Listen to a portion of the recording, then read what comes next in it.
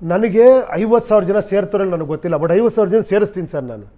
Okay, ಏನು ಹೇಳಿ? ಉಪೇಂದ್ರ ಅವ್ರ ಹೆಸರಿಗೆ ಬರ್ತಾರೆ? ಅಲ್ಲ, ನನ್ನ ಹೆಸರಿಗೆ ಬರ್ತಾರಲ್ಲ, ಬಾಡೂಟ ಗೀಡೂಟ ಕೊಟ್ಟು ಲಾರಿ ಗೀರಿ ಮಾಡಿ ಹಚ್ಕೊಂಡು ಅದನ್ನು ನಾನು ಟಿ ವಿಲಿ ತೋರಿಸ್ತೀನಿ. ಉಪೇಂದ್ರಂಗೆ ಬೇರೆಯವ್ರು ನೋಡ್ತಾರೆ, ಹಿಂಗೆ ಏನ್ರಿ ಕ್ರೇಜ್ ಇವನಿಗೆ, 1,00,000 ಜನ ರೀ ಜೈ ಅಂತ ನಂದು ಓಟ್ ಹಾಕ್ಬಿಡ್ತೀನಿ ತಾಳಿ ಅವನಿಗೆ, ನನ್ನ ಓಟ್ ವೇಸ್ಟ್ ಆಗುತ್ತೆ ಅಂತ.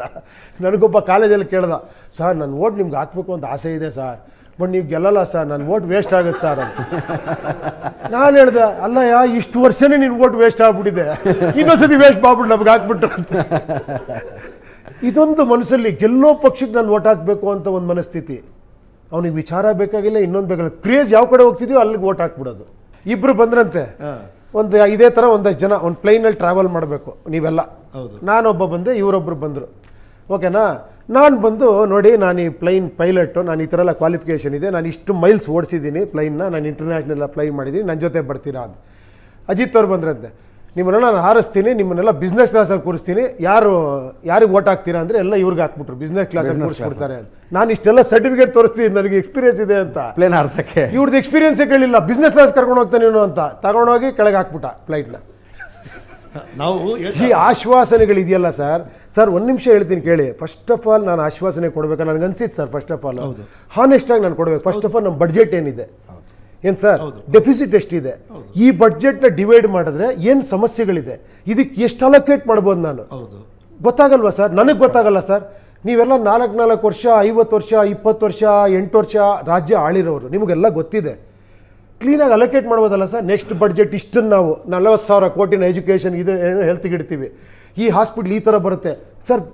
ಪಿಕ್ಚರ್ ಮಾಡಿ ಏನೋ ಇವಾಗ ನಾವೆಲ್ಲ ಒಂದು ಮನೆ ಕಟ್ಟಬೇಕಂದ್ರೆ 3D ಮಾಡಿಕೊಡ್ತೀವಿ, 3D ಮಾಡಿಕೊಡ್ಬೋದು, ಸ್ಕೆಚ್ ಹಾಕಿ ತೋರಿಸ್ಬಿಡ್ಬೋದು ನೀವು. ಅದು ಮಾಡ್ತಾ ಇಲ್ಲ, ಅದನ್ನ ಹೇಳ್ತಾ ಇರೋದು. ಅಲ್ಲಲ್ಲ, ದಯವಿಟ್ಟು ಇನ್ಮೇಲೆ ಆಮೇಲೆ ಅದಕ್ಕೆ ಬಡ್ಜೆಟ್ ಎಷ್ಟು ಬಾಳಿಕೆ ಎಲ್ಲ ಮಾಡ್ಬೋದಲ್ವಾ ಸರ್? ಮಾಡ್ಬೋದಲ್ವಾ ಸರ್? ಸರ್ ಇವತ್ತವರೆಗೂ ಬಡ್ಜೆಟ್ ಒಂದು PPT ಪ್ರೆಸೆಂಟೇಷನ್ ಮಾಡಿದಾರ ಸರ್?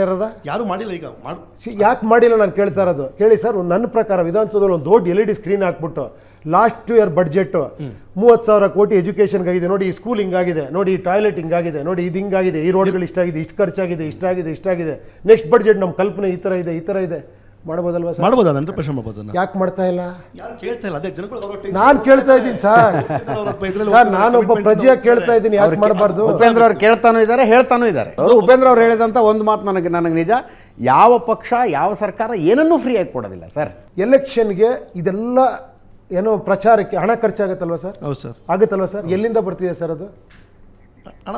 ಎಲ್ಲಿಂದ ಬರುತ್ತೆ ಅಂದ್ರೆ ಜನಗಳಿಂದ ಇರ್ತದೆ. ಒಂದು ನಿಮಿಷ, ನಾನೊಬ್ಬ ಕಾರ್ಯಕರ್ತ, ನಾನೊಬ್ಬ ಸೀಟ್ ಕೊಟ್ರಿ, ನನಗೊಂದು ಟಿಕೆಟ್ ಕೊಟ್ರಿ, ನಾನು ಖರ್ಚು ಮಾಡ್ಬೇಕಲ್ಲ ಸರ್? ಹೌದು. ಎಷ್ಟು ಖರ್ಚು ಮಾಡ್ಬೋದು ಸರ್? ಹಾನೆಸ್ಟ್ ಆಗಿ ಮಾತಾಡೋಣ. ಹೌದು. ಒಂದು MLA ಎಲೆಕ್ಷನ್ಗೆ ಎಷ್ಟು ಖರ್ಚಾಗತ್ತೆ ಸರ್ ಇವಾಗ? 10 ರಿಂದ 20. ಎಷ್ಟು? 10 ಒಂದಂಗಿತ್ತು ಯಾರು? ಬೆಂಗಳೂರು ಸುತ್ತ ಕಡೆ ಗ್ರಾಮ ಪಂಚಾಯತಿ ನೋಡಿ ಒಂದು ನಿಮಿಷ ನೋಡಿ 50 crores ಖರ್ಚು ಮಾಡಿ 50 crores ಖರ್ಚು ಮಾಡಿ ಸಂಬಳ ಎಷ್ಟು ಸರ್ MLAಗೆ? 1 ಲಕ್ಷ 2 ಲಕ್ಷ 2.25 ಲಕ್ಷ ಏನೋ ಬಿಡಿ.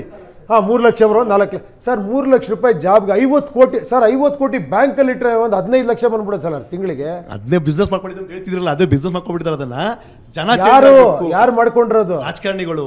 ಯಾರು? ನೀವು ಯಾರು? ಜನನೇ, ನಾವೇ ಮಾಡಿರೋದು ಅದನ್ನ.